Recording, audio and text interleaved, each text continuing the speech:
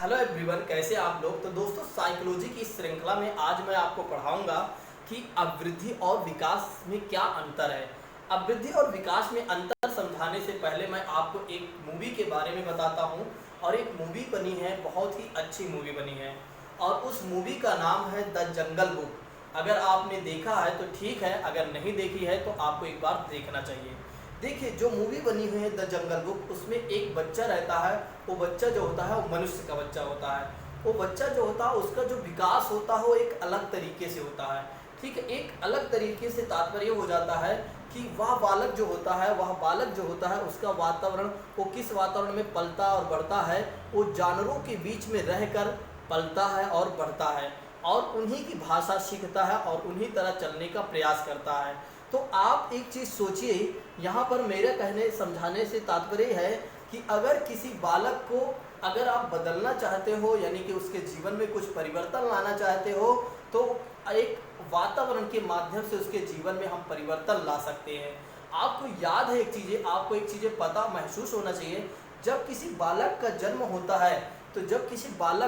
होता है, तो बिल्कुल उसका जो माइंड होता है, उसका दिमाग जो होता है, बिल्कुल कोरे कागज़ के समान होता है। उसे कुछ नहीं पता होता है, उसको बिल्कुल इस तरह से उसका पूरा प्लेन जो माइंड होता है, पूरा प्लेन होता है, बिल्कुल कोरे कागज़ के समान होता है। अगर उसको एक तरीके से उसके माइंड में कुछ लिखना होता है या उसे कुछ समझाना होता है, तो उसको हम एक अच्छा इन्वायरमेंट देते हैं। यानी कि यहाँ कहने से तात्पर्य हो जाता है कि अगर किसी बालक को बेहतर बनाना है और एक अच्छा बनाना है या अच्छा मनुष्य बनाना है, तो उसे एक अच्छा वातावरण देना होता है। यानी कि कहा जा सकता है, किसी भी व्यक्ति या और किसी भी बच्चे का यदि विकास होता है तो वातावरण बहुत ही महत्वपूर्ण हो जाता है। क्योंकि वातावरण एक ऐसी चीज़ें हैं जिसके माध्यम से किसी भी चीज़ को बदला जा सकता है। यानी कि किसी भी बालक को या किसी भी व्यक्ति को बदला जा सकता है, उसके जीवन में परिवर्तन लाया जा सकता है। एक आपको मैं एग्जाम्पल बताऊंगा, जैसे कि अगर मान लीजिए किसी बालक का जन्म होता है भारत में। अगर किसी बालक का जन्म होता है तो उसे सीधा जन्म होने के पश्चात उसे यदि अमेरिका भेज देते हैं, तो अमेरिका के वातावरण से वह पलेगा, बढ़ेगा। उसके रहने का तरीका, उसके बोलने का तरीका, उसके खाने का तरीका सब अमेरिका के जैसे हो गए। यानी कि अमेरिका में जिस प्रकार से सारी चीज़ें चलती हैं, उस प्रकार से उस बालक का भी विकास होगा। यानी कि यहाँ समझाने का मेरा तात्पर्य है कि अगर किसी व्यक्ति में किसी भी प्रकार की समस्या है, तो उस समस्या का निदान करने के लिए हम वातावरण का सहारा लेके उसकी समस्याओं का हम निदान कर सकते हैं। ठीक है, अब आइए बात करते हैं कि अवृद्धि और विकास में क्या अंतर है। अवृद्धि और विकास में अंतर क्या है, इसके बारे में आइए हम समझते हैं। देखिए, अवृद्धि क्या होती है, इसको एक बार फिर से आप समझिएगा। इसके पहले मैंने आपको 3 वीडियो मैंने आपको दे दिया है। वो 3 वीडियो यदि आप देख लेते हैं तो वहाँ तो आपको बेहतर तरीके से समझ में चीज़ें आ ही जाएंगी, लेकिन यहाँ आपको और अच्छे समझ में आएगा यदि आप पीछे से वीडियो देखते आते हैं। तो आइए बात करते हैं। देखिए, अवृद्धि क्या होती है। अवृद्धि जो होती है एक निश्चित समय के बाद आकर रुक जाती है। अवृद्धि क्या होती है? अवृद्धि जो होती है एक निश्चित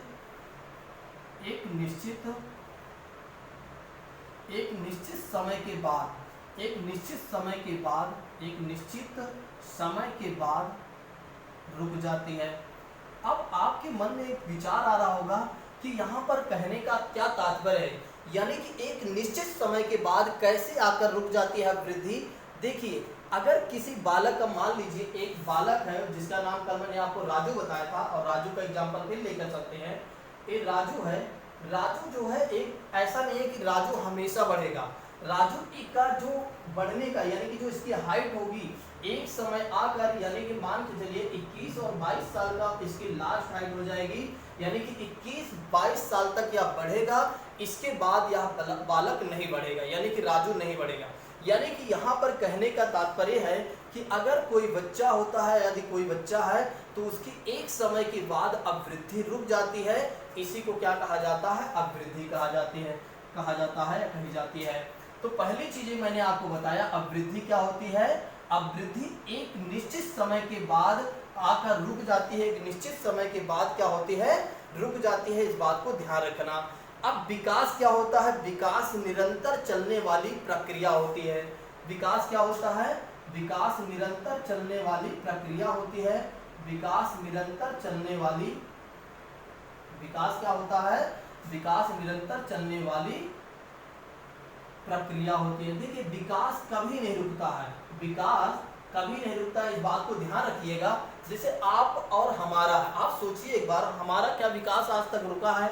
नहीं, हमारी अब वृद्धि रुक गई है। देखिए हमारी हाइट जो है रुक गई है, आपकी हाइट 20-21 साल में रुक गई है, यानी कि आपकी अब वृद्धि आकर 20-21 साल में रुक गई है, लेकिन आपका विकास निरंतर चल रहा है, आपका निरंतर विकास चल रहा है, आप पढ़ाई कर रहे हैं, आप अच्छे व्यक्ति बन रहे हैं, आपके व्यक्तित्व का निर्माण हो रहा है, तो क्या है, एक तरीके से विकास आपका हो रहा है। तो विकास किसी भी व्यक्ति का रुकता नहीं है। हाँ, विकास की गति धीमी जरूर हो सकती है, विकास की गति धीमी जरूर हो सकती है, लेकिन विकास रुकता नहीं है। इसीलिए यहाँ पर क्या कहा जा रहा है कि विकास क्या है? निरंतर चलने वाली प्रक्रिया होती है। विकास क्या होती है? विकास क्या होता है? निरंतर चलने वाली एक प्रक्रिया होती है या प्रक्रिया होती है। अब वृद्धि जो होती है, अब दूसरा एक तरीके से आइए बात करते हैं, दूसरा अंतर क्या होता है कि अब वृद्धि जो होती है, अब वृद्धि मात्रात्मक, प्रत्यक्ष व बाह्य होती है। अब वृद्धि क्या होती है? मात्रात्मक होती है, मात्रात्मक। अब वृद्धि क्या होती है? मात्रात्मक, प्रत्यक्ष व बाह्य होती है। वह क्या होती है? वह बाह्य होती है। अब फिर यहाँ समझिएगा, देखिए अब वृद्धि आपका जब और हमारा जब आपका हाइट बढ़ता है तो मात्रात्मक तरीके से, मात्रात्मक तरीके से तात्पर्य हो जाए क्रमिक रूप से, आप क्रमिक से तात्पर्य हो जाए, एक दिन 1 इंच बढ़ेगा, 2 इंच, 3 इंच, ऐसे धीरे धीरे हमारी हाइट बढ़ती है, हमारा वेट भी ऐसे धीरे धीरे बढ़ेगा, 1 केजी, 2 केजी, 3 केजी, इस तरह से हमारा बढ़ेगा। ठीक है, हमारा वेट किस तरह से बढ़ेगा? धीरे धीरे बढ़ेगा। और एक तरीके से क्या होगा? मात्रात्मक मतलब क्वांटिटेटिव रूप में, और प्रत्यक्ष मतलब क्या होता है कि देख सकते हैं हमारी हाइट जो बढ़ रही है, हमारी जो हाइट बढ़ रही है हम उसे देख सकते हैं, हमारी जो हाइट बढ़ रही है, बच्चों की जो हाइट बढ़ती है उसको हम देख सकते हैं, या बता सकते हैं कि पहले 2 साल पहले यह बालक कितने फीट का था और 4 साल बाद यह बालक कितने फीट का हो गया। ठीक है, और इसीलिए यहाँ पर क्या कहा गया? बाह्य।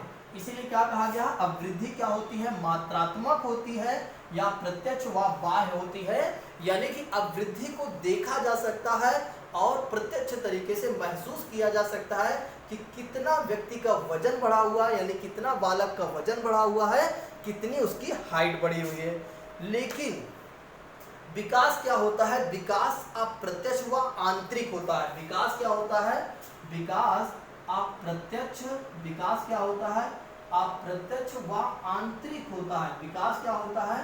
अप्रत्यक्ष व आंतरिक होता है। विकास क्या होता है दोस्तों? कि विकास क्या होता है? अप्रत्यक्ष और व आंतरिक होता है, यानी कि विकास को केवल और केवल हम महसूस कर सकते हैं, विकास को केवल और केवल हम महसूस कर सकते हैं, उसको हम देख नहीं सकते हैं। यानी कि कहने का तात्पर्य हो रहा है यहाँ पर, विकास को हम क्या कर सकते हैं? महसूस कर सकते हैं कि इस बालक में कितने सोचने समझने की शक्ति आई है। इसीलिए यहाँ पर क्या कहा जा रहा है कि अब विकास क्या होता है? अप्रत्यक्ष होता है। अब वृद्धि क्या होती है? प्रत्यक्ष होती है।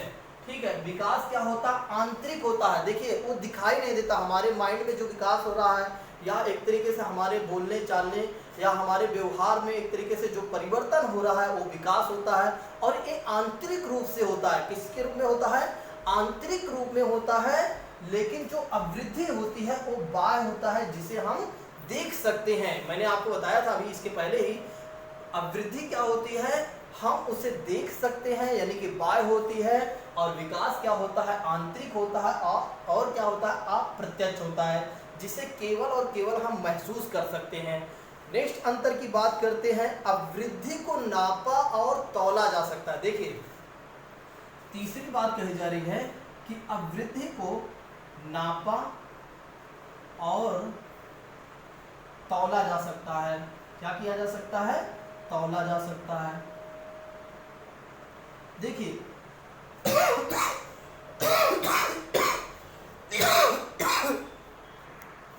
देखिए मैं आपको क्या बता रहा था कि अब वृद्धि को नापा और तौला जा सकता है। अब वृद्धि को क्या कर सकते हैं? नाप सकते हैं, यानी कि तौल सकते हैं। आप सोचिए अगर हमारी हाइट बढ़ती है या किसी बालक की हाइट बढ़ सकती है तो उसको आप क्या कर सकते हैं, माप सकते हैं कि नहीं, नाप सकते हैं कि नाप तौल कर सकते हैं कि नहीं, आराम से आप नाप तौल कर सकते हैं कि इस बालक की कितनी हाइट हुई है।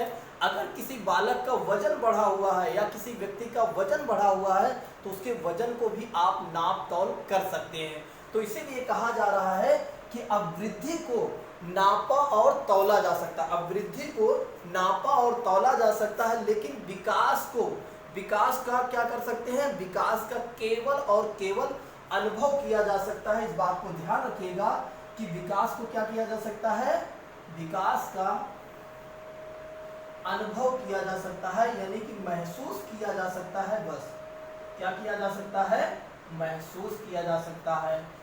तो विकास को क्या किया जा सकता है, केवल और केवल अनुभव किया जा सकता है कि इस बालक में कितना विकास हुआ है। हम केवल और केवल क्या कर सकते हैं, महसूस कर सकते हैं। और कैसे महसूस कर सकते हैं, उसके व्यवहार से, कि किस प्रकार का उसका व्यवहार है किसी व्यक्ति के सामने या किसी टीचर के सामने, मतलब कहीं पर भी उसका किस तरह से उसका व्यवहार है, तो उसके माध्यम से आप बता सकते हैं कि इस बालक में कितना विकास हुआ है। यानी कि अनुभव, विकास क्या होता है, विकास एक अनुभव है।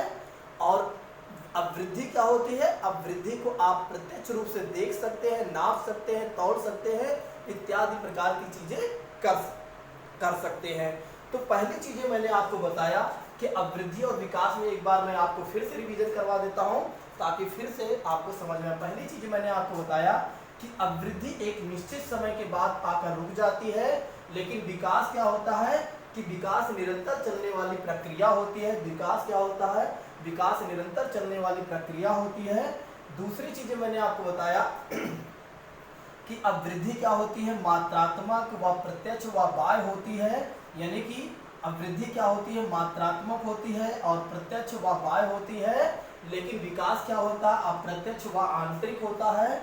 फिर मैंने आपको बताया कि अवृद्धि क्या होते हैं, अवृद्धि क्या होती है, अवृद्धि को नापा और तौला जा सकता है, लेकिन विकास को नापा और तौला नहीं जा सकता है। केवल और केवल हम विकास को हम क्या कर सकते हैं, विकास का केवल और केवल हम अनुभव कर सकते हैं, यानी कि अनुभव किया जा सकता है। बस, तो अभी मैंने आपको समझाया कि अवृद्धि और विकास में क्या डिफरेंसेस है।